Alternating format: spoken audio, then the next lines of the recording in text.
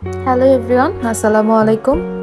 আজকের ব্লগটি হতে যাচ্ছে মালদ্বীপের দ্বিতীয় দিন নিয়ে। এই যে আমরা মাফুসিতে এই হোটেলটিতে উঠেছিলাম। এটি মূলত একটি গেস্ট হাউস, আর এর নাম ছিল অ্যালাইকা মাফুসি। খুবই নিরিবিলি পরিবেশে, খুবই গোছানো এবং পরিচ্ছন্ন একটি গেস্ট হাউস। যেন মনে হয়েছিল আমি কোনো রিলেটিভের বাসায় ঘুরতে এসেছি, অথবা আমার কোনো আপনজনের বাসা, কারণ স্টাফরা ছিল অনেক বেশি ফ্রেন্ডলি। এই তো আমরা এখন ব্রেকফাস্ট করে নিচ্ছি, আর আমাদেরকে ব্রেকফাস্টে দিয়েছিল জুস, টি, কফি, ব্রেড, বাটার, জেলি, আরও অন্যান্য অনেক কিছু ছিল। এরপরে আমরা চলে এসেছি বিকিনি বিচে, যেটা হচ্ছে Maafushi one of the best popular beach.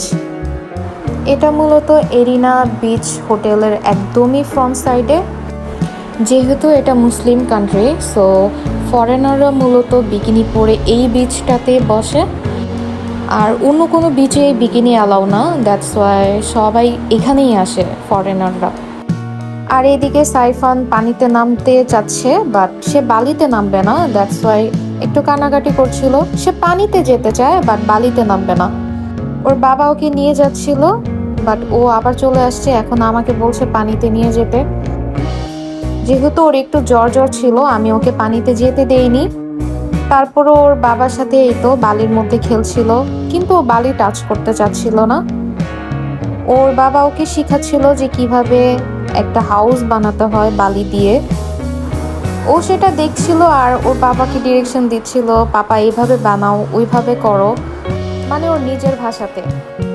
অনেকক্ষণ পর বারবার যেতে চাচ্ছিল পানিতে, তারপর ওর পাপা ওকে নিয়ে গেছে পানিতে। একবার ভেবে দেখুন তো, চারপাশে নীল পানি, সাথে নীল আকাশ, কোথাও পানি গাঢ় নীল, আবার কোথাও হালকা। এ এক সৃষ্টিকর্তার অপরূপ সৃষ্টি, মাশাআল্লাহ।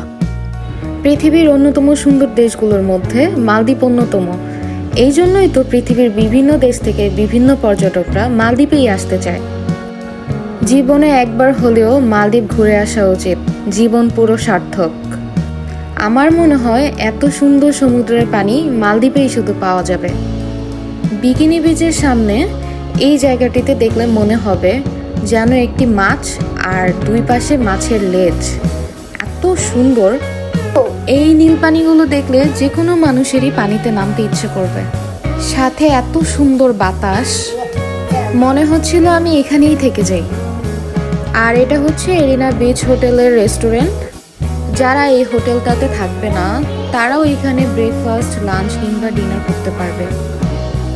এখানে একটা বিষয় আমার খুবই ভালো লেগেছে, সেটা হচ্ছে প্রতিটি কর্নারে দোলনার ব্যবস্থা রয়েছিল।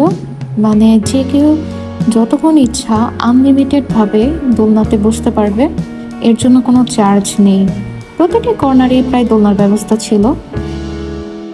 এত সুন্দর পরিবেশে আমরা দোলনাতে অনেকক্ষণ বসে রিল্যাক্স করেছিলাম। বিকিনি বিচ সহ আশেপাশের বিচগুলো ঘোরার পরে আমরা কিছু অ্যাক্টিভিটিস নেই।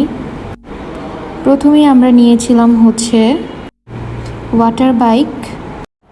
ওয়াটার বাইকটি রাইডিংয়ের সময় আমরা কোনো ক্লিপস নিতে পারিনি, কারণ আমরা তিনজনই একসাথে রাইডটিতে উঠেছিলাম।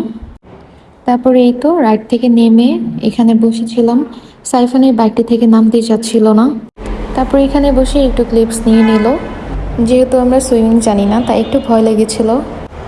মালদ্বীপের প্রতিটি জায়গাতেই আমি প্রচুর পরিমাণে বিড়াল দেখেছি, পাশাপাশি বিভিন্ন ধরনের পাখিও দেখেছি।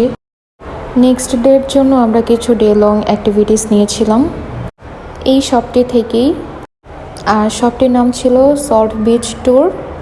মালদ্বীপে এরকম অ্যাক্টিভিটিস নেওয়ার জন্য অনেক ধরনের শপ রয়েছে। পাশাপাশি অ্যাক্টিভিটিসের প্যাকেজগুলো হোটেল থেকেও নেওয়া যায়, বাট যেখান থেকেই নেন না কেন, প্রতিটি জায়গা থেকেই বার্গেনিং করলে কিছুটা কমে প্যাকেজগুলো নেওয়া যায়। এই তো আমি প্যাকেজগুলো দেখছিলাম, মানে আমাদের তিনজনের জন্য, যেহেতু সাইফান একটু ছোট, দ্যাটস ওয়াই তিনজনের একসাথে সুইটেবল হবে এরকম একটা প্যাকেজ আমি দেখছিলাম।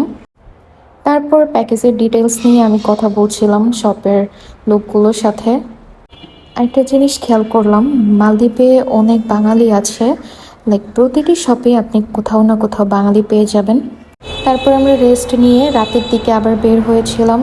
ভেবেছি রাতের মাফুসিটা ঘুরে তারপর ডিনার করে আমরা বাসায় যাব। আর সাইফনের তো বিড়াল খুবই পছন্দ, বিড়াল পাখি এগুলো যেখানেই দেখছিল ও দাঁড়াচ্ছিল, তাদেরকে ধরতে চাচ্ছিল। আর এখানের বিড়ালগুলো খুবই ভালো, ফ্রেন্ডলি, ওরা মোটেও মানুষকে আঘাত করে না। দিনের মাফুসি যেমন সুন্দর, রাতের মাফুসিও ছিল খুবই সুন্দর। আরেকটা বিষয় হচ্ছে মালদ্বীপে কিন্তু বাঙালি খাবারও পাওয়া যায়। এখানে কিছু বাঙালি রেস্টুরেন্টে ছিল, আমরা ডিনারটা একটা বাঙালি রেস্টুরেন্ট থেকেই করেছিলাম, খাবারটাও খুব ভালো ছিল। নেক্সট ডেতে আমরা ডে লং প্যাকেজ নিই।